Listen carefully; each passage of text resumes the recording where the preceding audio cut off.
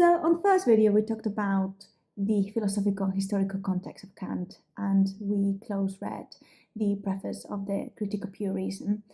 On the second video, which I published a couple of days ago, I talked about the introduction of the Critique of Pure Reason, the distinction between analytic and synthetic judgment, and a priori and a posteriori. And today I'm going to talk about the first chapter of the Critique of Pure Reason, which is the transcendental aesthetic and the issue with space and time as a priori forms of intuition. Right, okay, so the Critique of Pure Reason has a very strange structure. It's very, very, very well organized, but it also has very strange names. So I'm just going to leave on the screen a little bit of a mind map or like a tree of how the Critique of Pure Reason is structured. So it is mainly split up into two parts. You've got the first part, which is the Transcendental Doctrine of Elements, and then you have the Transcendental Doctrine of Method. Those are the main two. The first part is much longer than the second part, the Transcendental Doctrine of the Method.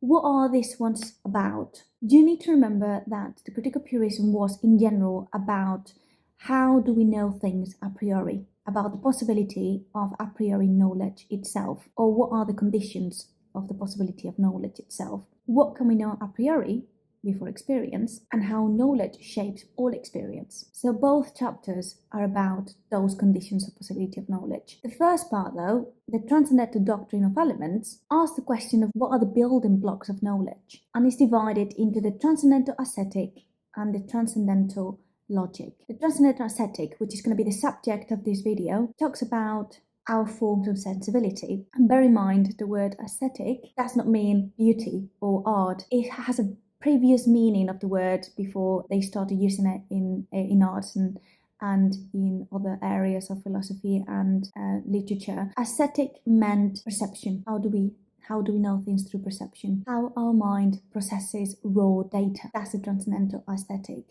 How do we go from looking at things, and how do we process, how do we categorize in space and time those things that we see? The conclusion of the transcendental aesthetic is going to be that space and time are forms of a priori intuition, and we have them wired in our brain, and they actually don't exist in the real world. They don't exist in things in themselves. Space and time come from inside, the way we know things. So that's transcendental aesthetic. Then the other part is transcendental logic, and again, that is part of the Transcendental Doctrine of Elements. The transcendental logic talks about the categories, the famous Kantian categories. That will be the next video that we're going to do. So if the aesthetic was how do we take in raw data, the transcendental logic is how we codify and process these data, about how we think through all those things that we take in. At the same time, the transcendental logic is divided into two main parts, the transcendental analytic and the transcendental dialectic. The transcendental analytic is about the categories of the understanding, how we organize experience, and it explains what is the transcendental deduction. Transcendental deduction is about how do we apply each category for each thing,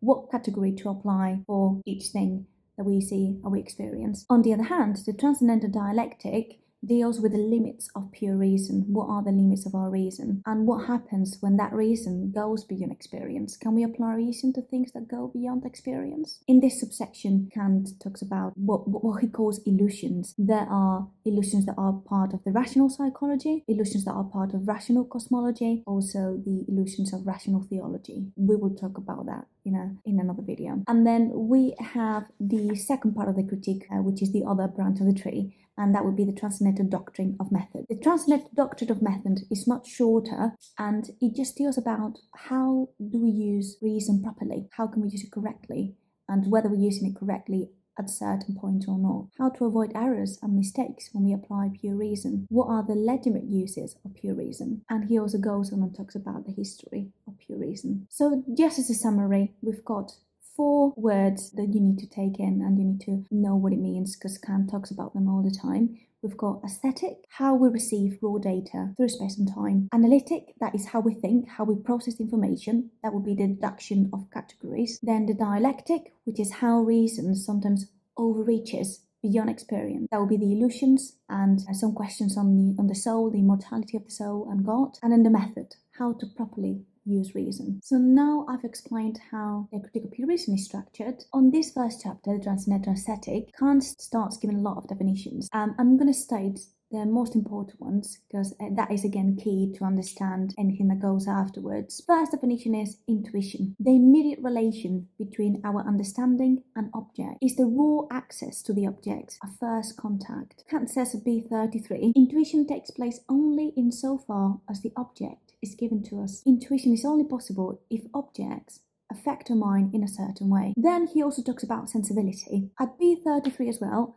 Kant defines sensibility as the capacity for receiving representations through the mode in which we are affected by objects, and that objects are given to us by means of sensibility, and it alone yields us intuitions. They are thought through the understanding, and from the understanding arise concepts. So sensibility is the faculty that makes intuition possible. Intuition is the first point of contact between our understanding and objects. The sensibility is what allows that intuition to happen, is the faculty that allows it to happen. Kant makes it clear that sensibility is the only way we can access the outside world. In fact, he says sensibility is the only way we can get to concepts, because in no other way can an object be given to us. As I said, sensibility is the faculty, intuition is the initial point of contact to the object that allows everything to come afterwards. And the next concept, sensation, is the effect the object has on us. Kant defines sensation at B34 as the effect of an object upon the faculty of representation. So intuition is the first point of contact, sensibility is the faculty, and sensation is the effect the object has on us. He also gives a definition of empirical intuition, that intuition which is in relation to the object through sensation. And he also gives a definition of appearance, which is the undetermined object of an empirical intuition. He also defines matter and form.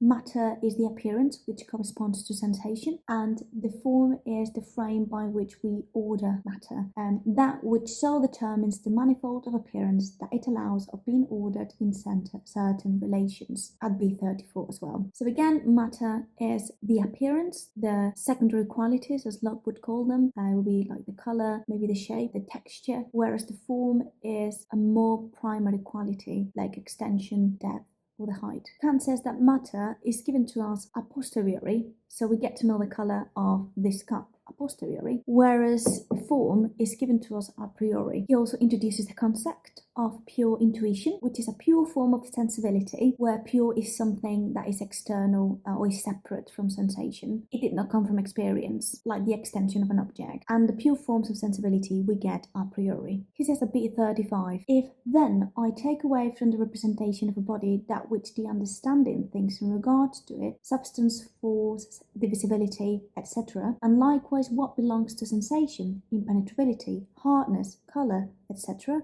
something still remains over from this empirical intuition, namely extension and figure. These belongs to pure intuition, which, even without any actual objects or of the senses or of sensation, exists in the mind as a priori, as a mere form of sensibility. It's explaining the difference between what is a pure form of sensibility and what is not.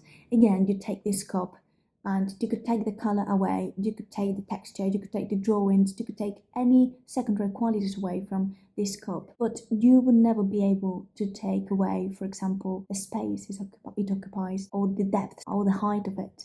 You would never be able to think about the cup without thinking that it occupies a certain space. Kant also gives a definition of transcendental aesthetic, and he says it is the science of all principles of a priori sensibility. It deals with everything that we get a priori, or all the forms that we get a priori. We're going to see that that's going to be space and time. At B35, Kant gives a very, very detailed explanation of what is transcendental aesthetic and gives an example of how do we get those elements that are part of transcendental aesthetic. The first step is we need to isolate sensibility. So again, as a mental experiment, we take everything out that pertains to the understanding of a concept, so we will only have empirical intuition. I could take a notebook and I could separate this book into two columns. On the first column, I'm going to have the understanding, and on the second column I'm going to have the empirical intuitions. Under the empirical intuitions, I'm going to have things like I have a rectangular shape in front of me with straight edges. I perceive its pages in a certain orientation. Its colour, do you have a sense of its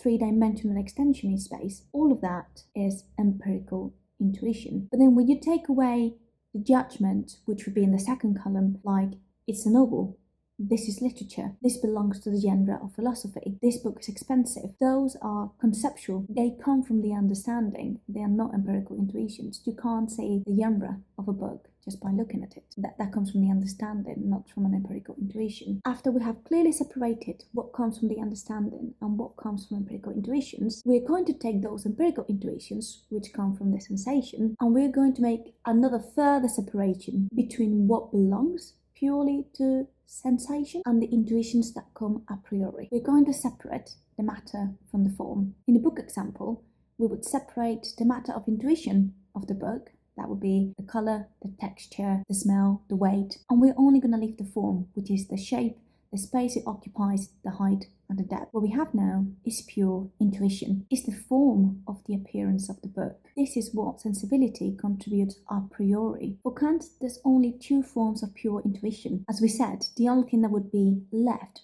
from our mental experiment is the space, the height, the depth. Everything is related to the space that object occupies, and it also very closely related to the time, because without time you wouldn't be able to experience it. So for Kant, the two forms of pure intuition are space for outer appearances and time for inner appearances. These forms are not learned from experience, but they are the conditions that make experience possible. And as I said before, you could try to imagine a book or a cup without its dimensions, without its height, the depth, or you could try to imagine the contents of a book without a temporal sequence that allows you to turn the pages in chronological order. You can't. It's impossible. Without space and time, you will not be able to get any kind of knowledge from a book. Any kind of experience becomes impossible. And this is a summary of what Kant considers to be the transcendental aesthetic and his argument. We're going to get much deeper into it in a moment.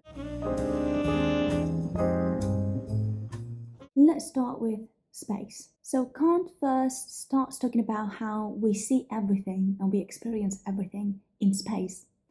At B37 he says, by means of outer sense, a property of our mind, we represent to ourselves objects as outsiders, and all without exception in space. In space their shape, magnitude and relation to one another are determined or determinable. Kant basically says that space has to be a priori, because it would not make sense to say the space is a posteriori, because it's a pre-requirement that we need in order to experience anything at all.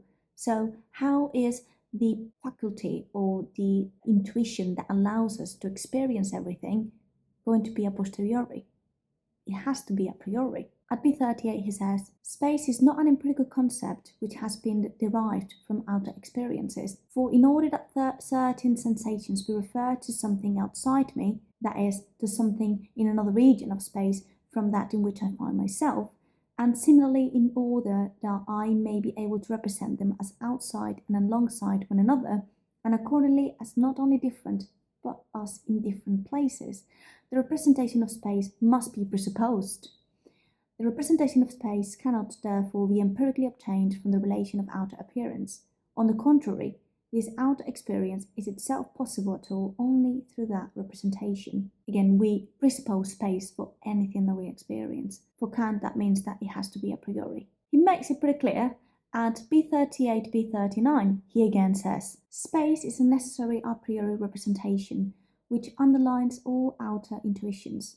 We can never represent to ourselves the absence of space, though we can quite well think it is empty of objects. It must therefore be regarded as the condition of the possibility of appearances, and not as a determination depending upon them. It is an a priori representation which necessarily underlines outer appearances. He also maintains that space is only one space, and there are no parts in space that are separate, but all its parts encompass or embrace one singular, infinite, as far as we know, singularity of space. He explains this at B39. Space is not a discursive or, as we say, general concept of relations of things in general, but a pure intuition. For in the first place, we can represent to ourselves only one space. This is what I just said. And if we speak of diverse spaces, we mean thereby only parts of one and the same unique space. Secondly, these parts cannot precede the one all-embracing space, as being, as it were, constituents out of which it can be composed.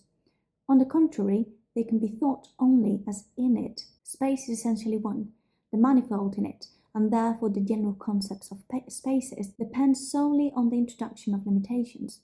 Hence, it follows that an a priori and not an empirical intuition underlies all concepts of space. For kindred reasons, geometrical propositions that, for instance, in a triangle two sides together are greater than the third, can never be derived from the general concepts of line and triangle, but only from intuition, and this indeed a priori, with apodictic certainty. For kindred reasons, geometrical propositions that, for instance, in a triangle two sides together are greater than the third, can never be derived from the general concepts of line and triangle, but only from intuition, and this is indeed a priori, with apodictic certainty. That last bit about geometry is quite important, because Kant here is trying to make an argument of why space, basically space more than time, is a priori based on the geometrical truths and how geometrical truths must be universal and a priori. Because geometry is a science that relies on space, and we agree that geometry contains universal truths,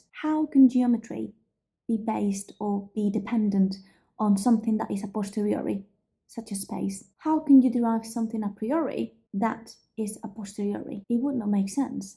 Therefore, space must be also a priori. Am I making myself understood? So you can't base something that comes before experience or that's not derived from experience, and that is at the same time dependent of something that you can only know after experience, or you can only use of after experience. It would be contradictory. We will go back to that argument in a second.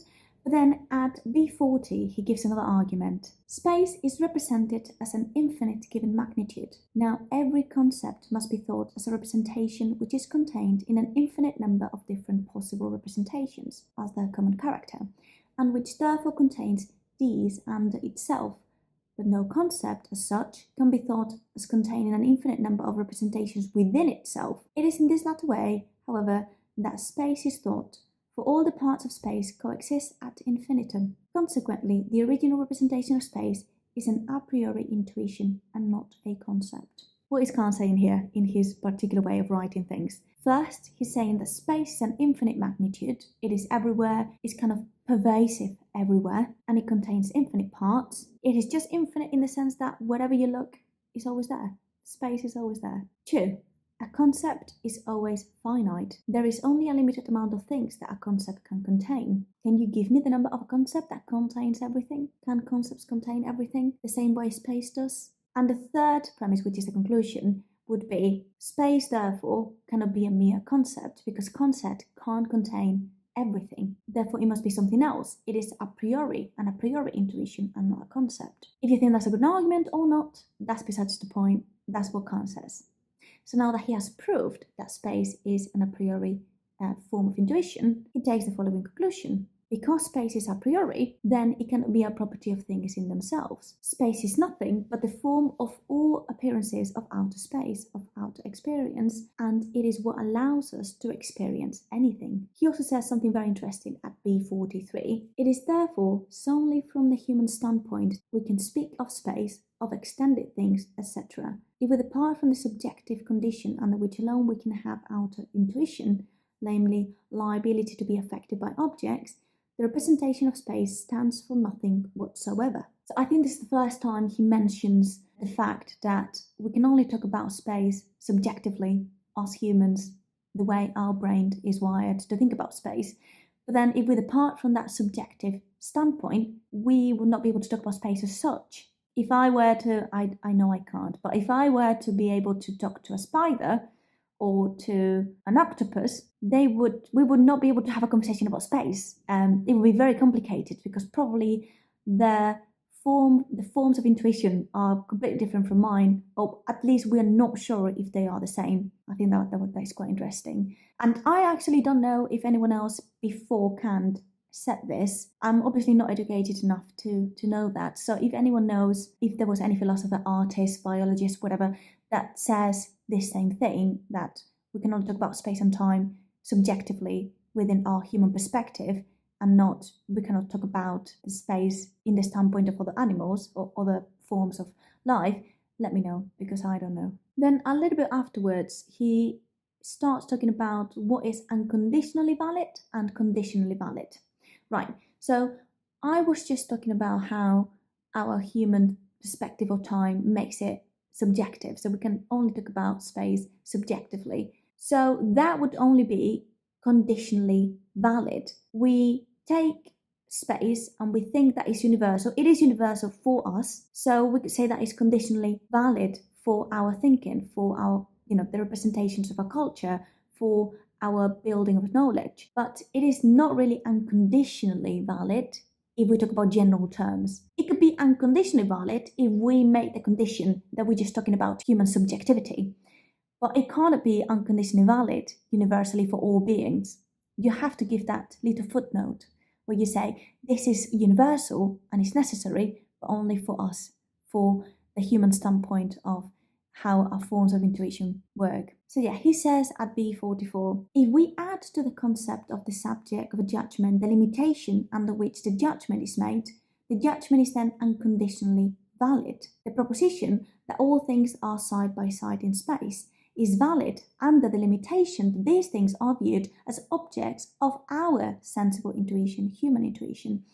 If now I add the condition to the concept and say that all things as outer appearances are side by side in space, the rule is valid universally and without limitation, because I am making the comment that is valid as outer appearances, outer human appearances. Our exposition therefore establishes the reality, that is the objective validity of space in respect of whatever can be presented to us outwardly as object, but also at the same time the ideality of space in respect of things when they are considered in themselves through reason, that is without regard to the constitution of our sensibility. So we will never be able to prove the ideality of space because we can't know whether space actually exists in things in themselves. We could definitely affirm the empirical reality of space, because by empirical we mean outer appearances, human outer appearances. So it is valid for us. So as Kant puts as an example, if we say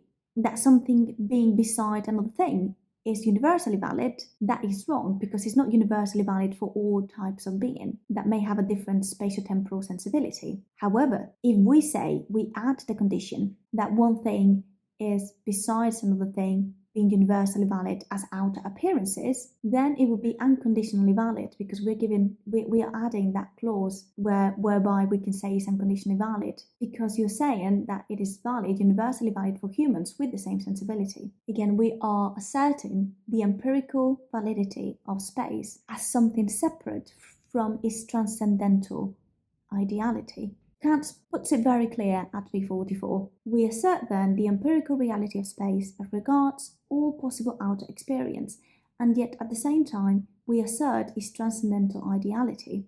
In other words, that it is nothing at all. Immediately we withdraw the above condition, namely its limitation to possible experience, and so look upon it as something that underlies things in themselves. Space does not exist as things in themselves. So that is enough about space. Now we can talk about time. Like space, time is a form of intuition, but instead of being a form of intuition of outer sense, is a form of intuition of inner sense. At B46, Kant says, time is not an empirical concept that has been derived from any experience, like space. For neither coexistence nor succession would ever come within our perception if the representation of time were not presupposed as underlying them a priori. Only on the presupposition of time can we represent to ourselves a number of things as existing at one and the same time, simultaneously, or at different times successively. Time underlines all intuitions, and it's impossible to remove time itself, although we can imagine time removed from all appearances, but while we imagine all those things removed from all inner appearances, we need to use our mind that is subjective to that inner sense of time, otherwise we wouldn't be able to imagine anything at all. So time is still underlying all intuition. I cannot imagine things without time, but I can imagine time without beings or without things. Time is then given a priori because it allows all appearances possible. Then Kant gives a similar argument from his argument of space, of the a priority of space, and he says that because we know that there are necessary truths about time, for example, that one thing happens after the other, or that different times cannot happen at the same time simultaneously, because we consider those universal truths. We cannot say that those universal truths are based on something that is a posteriori. We can't say something a priori relies on something a posteriori, therefore time has to be a priori. Kant explains all of this at B47.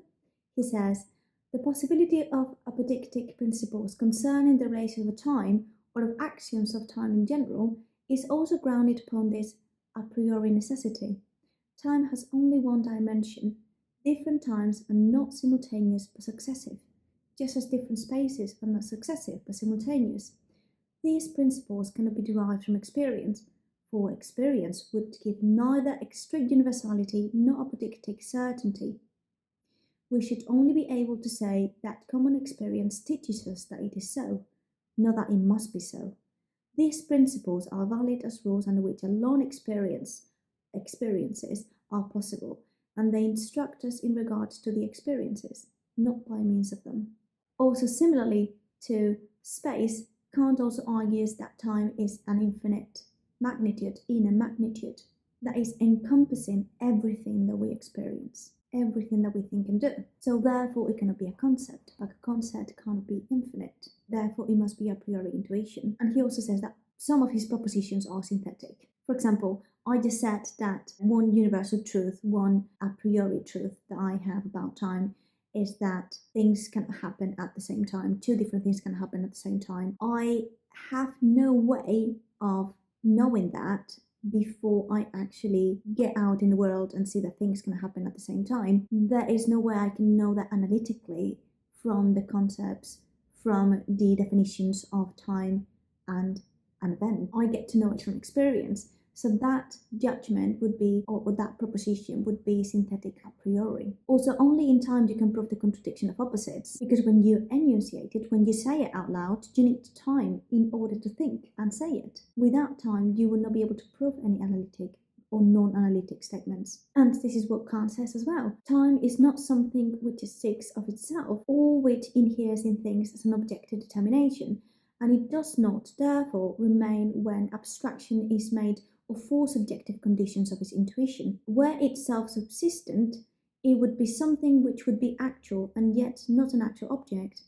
Were it a determination or order inhering in things themselves, it could not perceive the objects as their condition, and be known and intuited a priori by means of synthetic propositions. This last is quite possible if time is nothing but the subjective condition under which alone intuition can take place in us. That being so, this form of inner intuition can be represented prior to the objects, and therefore a priori. So again, Kant is stating again that time is a form of intuition of inner sense. Is therefore time subjective? Yes, it is. Time is subjective. However, it has objective validity as long as we give the condition that it is objectively valid as inner appearances, inner human appearances. Time only exists objectively under human sensibility. We don't know if time exists in things in themselves, and we will not be able to know according to Kant. He says that at B51, therefore, a purely subjective condition of a human intuition, which is always sensible, that is, so far as we are affected by objects, and in itself, apart from the subject, is nothing. Nevertheless, in respect of all appearances, and therefore of all the things which can enter into our experience, it is necessarily objective. So when we talk about the objectivity of time, we add the condition that we are only talking about things, all things in appearances, time would be legitimately objective. It will have objective validity, and it will be universally a priori. And again, like space, it has empirical validity but not transcendental validity. It has no transcendental reality, and this is what constitutes the transcendental ideality of time. At B53, Kant proposes a very famous objection that apparently he's heard many intelligent people say, and I think by intelligent men he means philosophers that support idealism like Berkeley, any thinkers of his time. Idealism, by the way, is a philosophical trend that states that only inner appearances are real. What we see in the world, for example, Berkeley, sorry if I say it inaccurately, I read Berkeley many months ago. Everything that we see are just reflections of the mind. Only our inner appearances exist. We cannot prove that there is an outside world. So this would be the layer of the objection. Even if we deny outer appearances, we can't deny that our own representations change. For example, I feel hot, then cold. I think of X, then Y.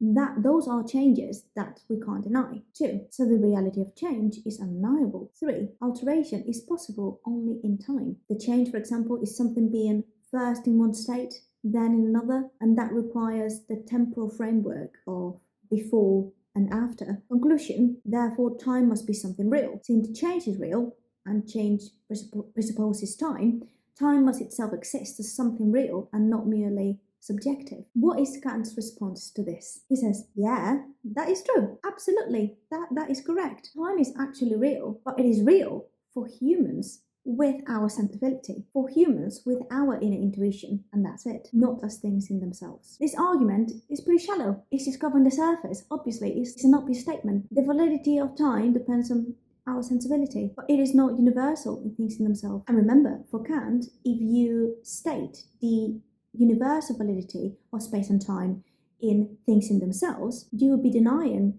the certainty of geometry and mathematics. It would not be possible for geometry and mathematics to be universally true if it relies on something that comes from experience and is a posteriori, and it doesn't come from ourselves. At B63, Kant gives a very beautiful example. We can't deny that Kant writes with very insightful analogies. It is arguable that his writing is not the best, or he's quite technical, sometimes quite dense. His writing is very solid, but he has beautiful moments, and this is one of them. At B63, he says, "The rainbow in a sunny shower may be called a mere appearance, and the rain the thing in itself." This is correct.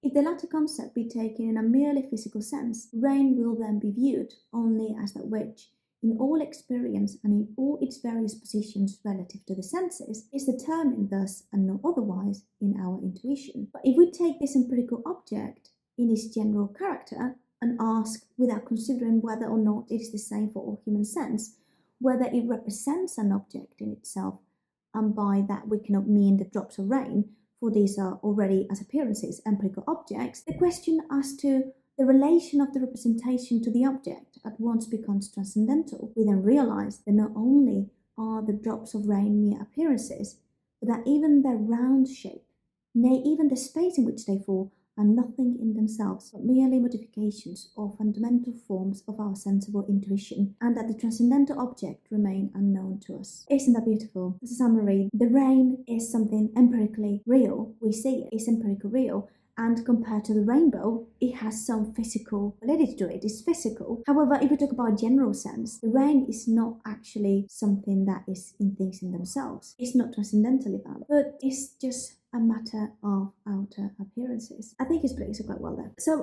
we've proved that space and time are forms of our inner or outer intuition. However, at the end of this chapter, Kant gives a turn and starts talking about the self.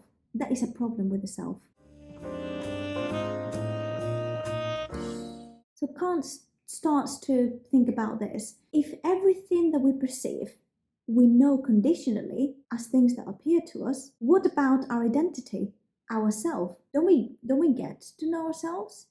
Do we know ourselves from the very moment that we are born? Very interesting question. Kant is asking how the subject can be directly aware of itself. He argues that inner self-awareness must come from inner sense, a kind of sensibility shaped by time, not by an immediate intellectual cognition or intellectual intuition, where intellectual intuition is the knowledge of objects directly by the intellect. So we get to know it straight away. Kant, by the way, denies any kind of intellectual intuition in humans. He gives that intellectual intuition to God because he knows everything from the very beginning immediately. It will be like a sort of divine intellect. But what does it mean then that we don't know ourselves as an intellectual, as part of intellectual intuition, but we know ourselves? What does that mean? Kant explains all of this in B68 and B69, but he is a little bit obscure, I think, so I'm just going to explain it in my own words. So Kant's basically saying that the consciousness of the self, a perception, how we perceive ourselves, is the simple representation of I, is the unified subject. If we had an intellectual intuition of ourselves, we would just know immediately what's going on in our minds. I would know what I'm thinking, all my ideas, all my memories, and I would not even need to try, or I would not even need to do some reflection on myself. I would just get it. If everything in the subject was actively produced by the subject, then inner intuition would be intellectual, immediately known by our own minds. But unfortunately, that is not how we work. We need to work on ourselves multiple times. We need to do reflection, sometimes in our own minds. In most cases, we're not aware of many things that are going on in our mind, nor we even create them. Sometimes we just get affected by them, by images, by memories, by sensations, by feelings. We don't create them. We get affected by them. That is an inner perception of ourselves, because our self-awareness constantly gets affected by a manifold of things already present in the mind. Then our inner perception must come from sensibility, that inner appearances. We just need to have a look inside and see what's there, rather than an immediate spontaneous receptivity. We do not get everything instantly. It is not intellectual. It is not divine. Like we perceive things with outer sense, we also perceive things with inner sense, like we perceive ourselves. For the self to be aware of its own contents, the self must in some way affect our minds. Only by being affected by these things in the mind, we can get an intuition of ourselves. And how do we perceive ourselves with inner sense? How do we perceive ourselves with those inner images? Through time, which is the form of intuition of inner senses. We discover ourselves using that inner sense. We discover ourselves using time. So the self intuits itself as it appears, affected by our own conditions, not as if it would just purely self-conscious of itself or self-active. So in short, we are conscious of the self through inner sense, through time, and thus only know ourselves in appearances, not in absolute reality. That is hardcore stuff. We'll never get to know ourselves. No, we actually get to know ourselves, but under the condition that we get to know ourselves as inner appearances, but not as things in themselves. That's as much as we can do. Before we finish this chapter, Kant also wants to point out some things.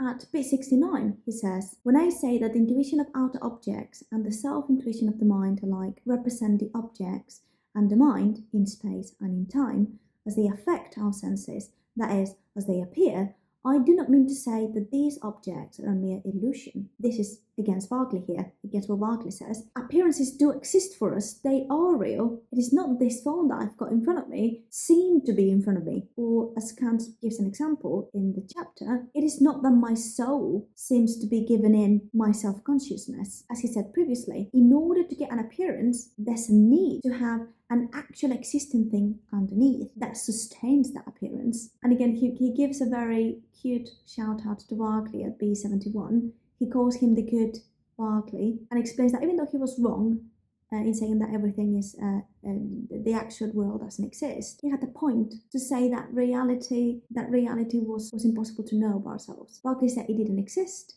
Kant says that is something that we can't get through. We can't know, it's unknowable, because what we see is mere appearances, and that's everything that we'll be able to see. Also, he mentions all the non-human ways of perceiving and the capabilities of experience space and time potentially. Does this all apply to a spider? Does this all apply to a dog?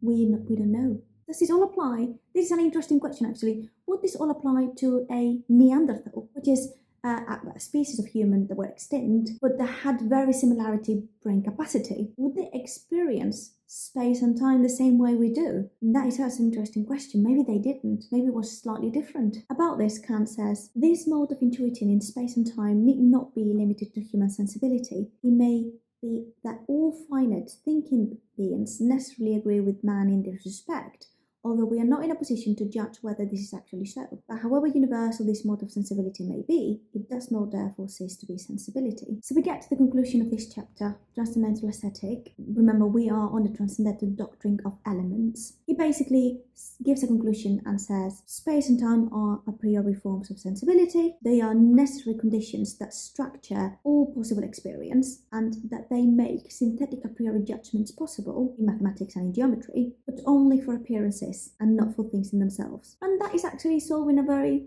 important question in Kant's philosophy. How are a priori synthetic judgments possible? How can we get those judgments that come a priori well, we would not be able to derive after we get thrown into experience. He shows that when we need content beyond a mere concept, that content can come from an a priori intuition, space and time, which supply non-conceptual material that can be connected to other concepts synthetically. So then geometry truths that are necessary are not analytic. They're not something that you can derive from the definitions, but they are synthetic, even though they're still a priori. This is because they are grounded in the a priori intuition of space. Similarly, arithmetic truths involve the temporal synthesis of successive units. Again, that relies on time and inner intuition, but all of these sciences are universally valid as things in appearances and not in things in themselves. They cannot be legitimately extended to the noumena. They only work for phenomena. Synthetic a priori judgments are possible, and they are very strong in appearances. They will not work in things in themselves. All of this we've explained. Space and time are forms of intuition, and they are not part of things in themselves. What is this doctrine? How do you call it? Well, this doctrine is called Transcendental Idealism. This is a formal way of calling this theory. Transcendental Idealism pervades in the whole Critique of Pure Reason. It's not isolated to one chapter, it's kind of like everywhere, although it is very important for the transcendental aesthetic. So if you were to put a definition on it, Transcendental Idealism says that space and time are subjective forms of intuition and not property of things in themselves. That would be the general outline. At B59, Kant says, "We have therefore wanted to say that all our intuitions is nothing but the representation of appearance, that the things that we intuit are not in themselves the way we intuit them to be, nor are the relations so constituted in themselves as they appear to us, and that if we remove our own subject, or even only the subjective constitution of the senses in general, then all constitution, all relations of objects in space and time, indeed space and time themselves, would disappear, and as appearances they cannot exist in themselves, but only in us." That pretty much sums up the Transcendental Idealism. Why did Kant come up with this? We talked about the technicalities, the details, about how he lays it out in the Critique of Pure Reason, but did Kant just come up with it by himself? What are the antecedents of this? We need a little bit of context, and for that we need to go back at least a century. In 1689, when Locke published his treatise concerning the human understanding, he distinguished, and I've used this terminology to make you understand some parts of Transcendental Idealism, he distinguishes between primary and secondary qualities. I want to make that note. Kant never uses those terms. I've used them to make it easier to understand, but he actually does not use primary and secondary qualities as terms. Locke is the one that introduces it though, and Locke is the one that uses it. Right, so primary qualities. Primary qualities are those that characterize things as they are in themselves, according to Locke. Again, we're going back to Locke's philosophy. The primary qualities are how things are actually in themselves, objectively, universally objective, independently of our human perception. So even if humans stop to exist completely, those qualities will still be in things. And these are the following characteristics: extension, motion, and impenetrability. If we disappear, those qualities will still be in the objects. But then we also have secondary qualities. Secondary qualities are properties that we see in objects or sense in objects, but they are not necessarily in the object itself. Those are sensible appearances such as color, taste, warmth, smell, and Kant would probably argue that there's no really a difference between primary and secondary qualities. The only difference that he could say, or he could argue, would be that secondary qualities are a posteriori. I don't know the color of my cup until I see it, and primary qualities like the extension and the height, all of that I already have it in my mind, is a priori. That would be the difference between primary and secondary qualities, even though he does not mention it as such. But for Kant, there's no really a difference, because even space, even the extension of an object, are part of appearances and not part of things in themselves, which is quite new to hear, and this is contrary to what Locke said. At the same time, Locke was referring to space as something that exists in things independently of whether we perceive them or not. Newton also published his Principia Naturalis and introduced the concept of absolute space and absolute time as fundamental, unchanging aspects of reality, part of his Newtonian mechanics. For Newton, space and time are giant, infinite containers that exist independently. Even if there are no objects in the world, if there's no humans, they still exist and they're infinite containers. Again, Kant, with his transcendental idealism, rejects completely rejects all of this and proposes the alternative. Time is not absolute, space is not absolute, they are subjective. They are a property of appearances and not property of things in themselves. The intuition is the representation of the senses, the relationship between the understanding and the object, and that form of intuition is how we represent objects through the senses, how we represent every object that we see in space and time. And also in our close reading, we have explained that he proves it with several arguments, the most important one being how geometry would not be able to be an a priori necessary truth, or could not contain any necessary truths, because it depends on space. And if we say that space is a posteriori, then how could something a priori be dependent on something a posteriori? That's his main argument. And that argument is part of what he calls his transcendental exposition. And for that transcendental exposition, he's going to use transcendental arguments. And there is a definition for them. At B40, Kant says, I understand by a transcendental exposition the explanation of a concept as a principle from which insight into the possibility of other synthetic a priori cognitions can be gained. For this aim, it is required 1. That such conditions actually flow from the given concept, and 2. That these cognitions are only possible under the presupposition of a given way of explaining this concept. And also the transcendental argument starts with a possession of a certain type of knowledge and infers to the necessary conditions for the possession of that knowledge. So again, that is a technicality, how he calls it. He uses a transcendental argument and in what he calls a transcendental exposition. This is just Kant's jargon. And from the argument that we made based on geometry, we concluded that space and also time are subjective forms of intuition. I want to put on the screen a more formal way of explaining, or a more formal way of laying out this argument. So this would be the argument of Kant for the subjectivity thesis. Okay, how space and time are subjective. Premise 1 would be geometrical judgment, like the shortest distance between 2 points in a straight line, are synthetic a priori. We saw that in the previous video. They are necessary, universal, and not derived from experience. For such judgments to be possible at all, the object, space, must already be available to us in a way that supplies necessity and universality. Experience alone, premise 3, cannot provide necessity and universality, since experience only gives us what happens to be the case, not what must be so. Premise 4, therefore, space cannot come from experience. 5, instead, space must be a priori form of intuition, the subjective condition under which we perceive outer objects. We may agree with it, or we may not. It was pretty hard to reject it. There are, however, some detractors that criticize Kant's argument, and we're going to briefly talk about the problems that some scholars and some philosophers have pointed out in Kant's time or after Kant's time. First criticism comes from philosophers Pistorius and Tredelenburg. I hope I'm pronouncing that correctly. So they basically said that, yeah, Kant concludes that space and time are properties of appearances and not things in themselves. But there's no proof that things in themselves are not spatiotemporal. They may be spatiotemporal, but we don't know. If we can't know things in themselves and there's no way we can reach the noumena, how are we going to be able to affirm there's no space and time in the noumena? Maybe space also happens to be a property of things in themselves, but we just don't know. That is the summary of the argument. Okay.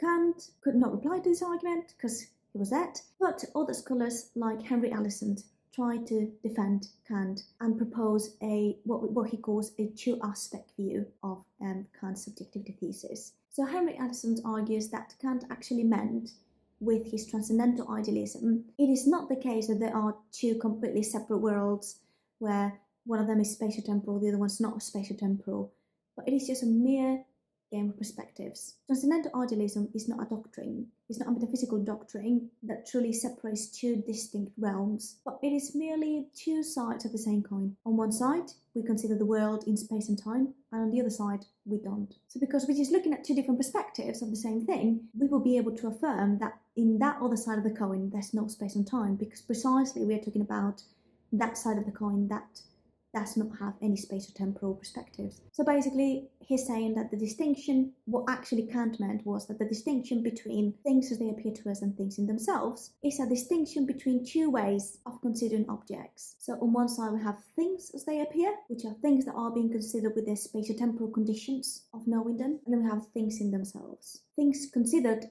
exclusively apart from that spatiotemporal conditions. So then when Kant affirms that things in themselves are spatiotemporal, he would be right, because he's precisely talking about that side of the coin that does not deal with spatiotemporality in objects. Is this a good defense of Kant?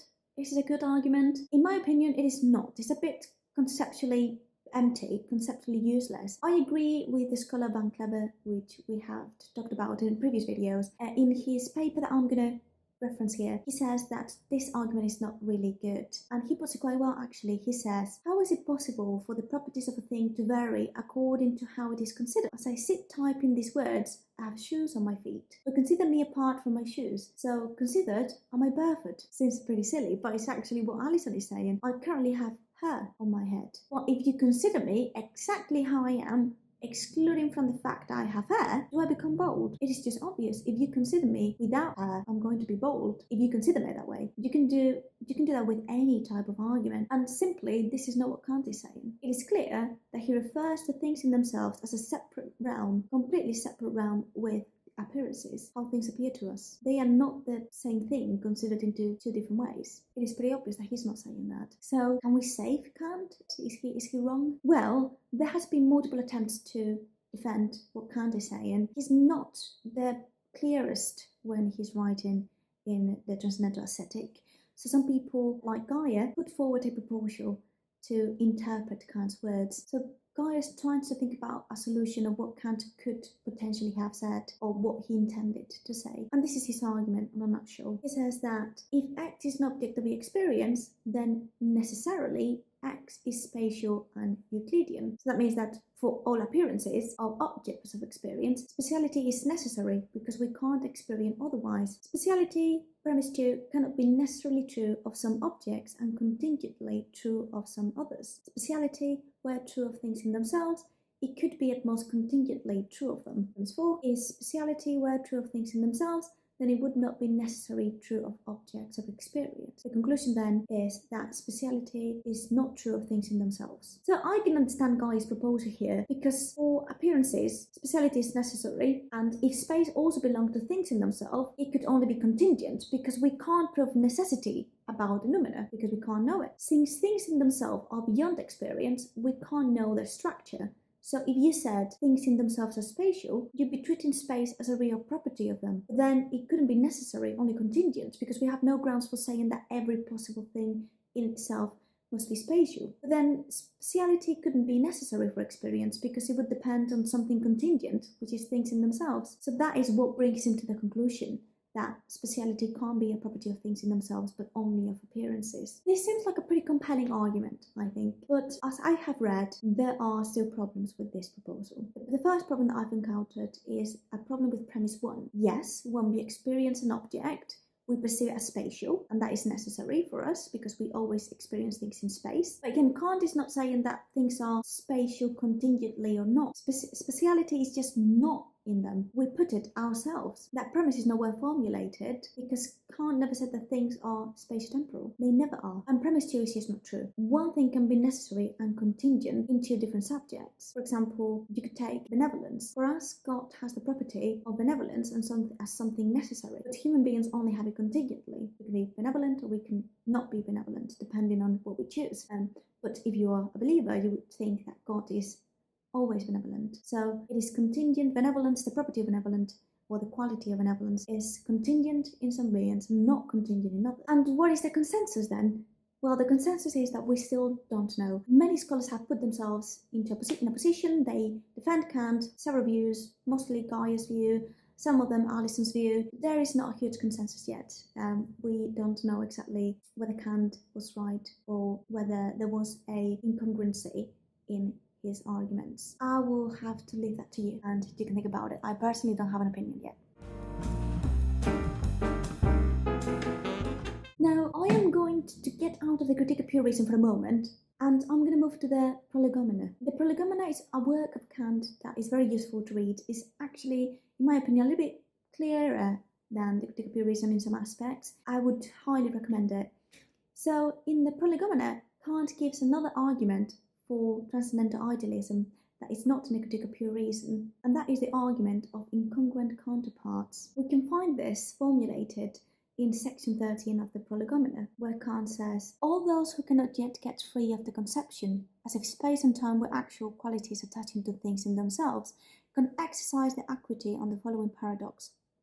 If two things are fully the same, in all determinations belonging to magnitude and quality, in all the parts of it that can always be cognized alone, it should indeed then follow that one, in all cases and respects, can be put in the place of the other, without this exchange causing the least recognizable difference. What indeed can be more similar to, and in all parts more equal to, my hand or my ear than is image in the mirror, and yet I cannot put such a hand as is seen in the mirror in place of the original. Now there are no inner differences here that any understand it could merely think, and the differences are inner as far as the senses teach. One hand's glove cannot be used on the other. What then is the solution? These objects are surely not representations of things as they are in themselves, and as the pure understanding would cognize them. Rather, they are sensory intuitions, i.e. appearances. So from this, Kant concludes that because one hand's glove cannot be used as the other, or at least we cannot see any differences, these objects must not be representations of things in themselves, as they are mere representations and not real things. So incongruent counterparts are mirrored images, basically. So, for example, think about my left and my right hand, or think about opposite spiraling snail shells. Your image in the mirror, you can find it everywhere in nature. You can also find it in biology and in microbiology, I believe, as well. It's very interesting. If you look up on YouTube chirality, you will find many videos on it and the marvelous properties of chirality in biology. So all of these objects are equal, but still we would not be able to make them overlap because they have different chirality. One of them is looking at the right, the other one is looking at the left. Our hands are so similar, we would not be able to give a property just by describing the properties of our hands and describing it fully with a lot of details. We still would not be able to differentiate between my right and my left. There's no intrinsic properties that will give me a difference. It's just that one is the right and the other one is the left. If I put this hand on front of the screen, I know that this image is probably mirrored, and I am in the opposite side of you, but you will be able to tell whether this is the right hand or the left hand. In my perspective, it's my right hand, so it is my right hand. How do you know that? It's exactly the same as this one. How do we know what is the left and what is the right? For Kant, that was fascinating, and it definitely tells us a lot about how we see space, leftness and rightness. And more interestingly, Kant realized that if you take the right hand and the left hand and put them on a two-dimensional plane, so you just limit them to a two-dimensional plane, they would never be able to overlap and make one of the hands one, because you're on a two-dimensional plane, you can't make them overlap at any point. You can't move them and put it on top of each other because there's no three dimension. If you try to move the hand along the plane, imagine this is your plane, you are never going to be able to make them overlap and then just see one singular shape. You will still be able to distinguish which one is the right and which one is the left. If you open a third dimension, you can make them overlap pretty quickly. You just need to flip one and then put it on top. However, they are still not occupying the same space. Every hand is occupying its own space. Kant said, well, if we happen to open another dimension, a fourth dimension, then the next level would be that my hand, my right hand and my left hand would be able to occupy the same space. But that is not how our space works, because we can't see a fourth dimension, and you definitely cannot make things disappear and make it one, at least again in our conception of space. So then space cannot have more than three dimensions. So this also helps Kant to prove that you can have more than three dimensions, which has turned out to be not true in modern physics, but we are not going to be talking about that. We're just going to focus on the fact that we can't make one hand disappear and make it completely overlap so it completely has the same space as the other hand. That is impossible for us to imagine or to do. And as I said, more than 200 years later, the property of chirality, which is a property Kant was fascinated by, has proven to be right. I'm very interesting in sciences, biology, and how molecules work. Right, so what is this argument then about incongruent counterparts? So the purpose of the argument of incongruent counterparts in the Prolegomena is supposed to prove that space is a form of intuition and not a property of things in themselves. Kant proposes a very crazy scenario. Imagine that hands don't exist. Hands never existed, they don't exist at all. And God decides one day to create one singular hand, the first ever human hand ever. If you try to imagine that, you try to imagine God creating the first single human hand in the world, it seems obvious to you that that hand is either going to be a right hand or a left hand. But how can we say so, whether it is right or a left hand, if we have nothing to relate it to? It's just one hand. We have no other hand to compare it to. How are we going to affirm that that is a right hand or a left hand? We have no other references. So it would be right, would it be left, or would it be none? It seems that we can't imagine anything apart from those two options. This indicates that the way we see space and the typology of human space limits this. Space is therefore intuitive because it would not be possible to explain the meaning of rightness or leftness at all. If you were to try to explain what is leftness and rightness to an alien that has never had the concept of what is right and what is left, they will never be able to understand it. They just see two identical hands and they would just say, well, those are two hands. You have two identical hands, but they will not be able to differentiate which is the right one and which is the left one. And you can't really use technicalities to explain it to them. The angle of the hands, the length of each finger. Even if you get really technical, you would not be able to explain what the difference is. The only thing that you can do is to show them. Unclever, in his 1999 paper, which I've mentioned multiple times already, gives a proposal about what this argument could look like. He says, 1. Incongruent counterparts A and B differ in virtue of their different relations to space as a whole. Then 2. All relational properties of things in themselves are reducible to non-relational characters, qualities of the latter. 3. Therefore, if space and figures within it are things in themselves, A must differ internally from B. 4. But A does not differ internally from B, two hands. 5. Space and figures within it are not things in themselves. So the problem that I've got here with this argument is with premise 2.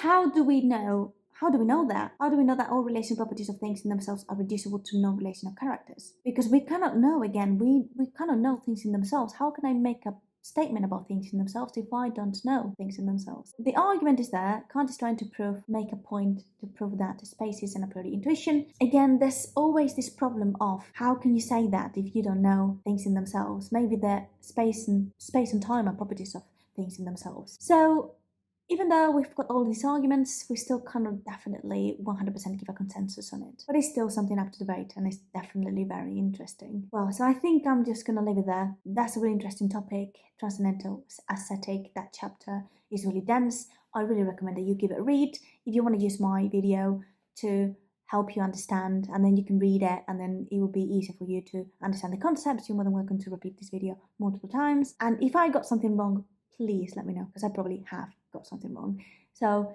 yeah, you're just free to criticize me in the comments. Cool. Well, I will see you next one. That will be transcendental logic. So we'll talk about the categories. See you then with my left hand. Bye.